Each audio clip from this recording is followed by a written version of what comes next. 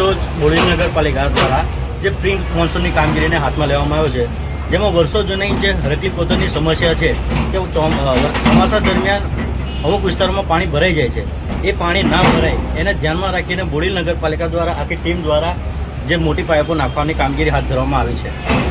અને હાલ કેટલીક દુકાનો અને નીચેથી જે તોડી અને નીચેથી જે કામગીરી શરૂ કરવામાં આવી છે અને કેટલા સમય સુધી આ કામ ચાલશે?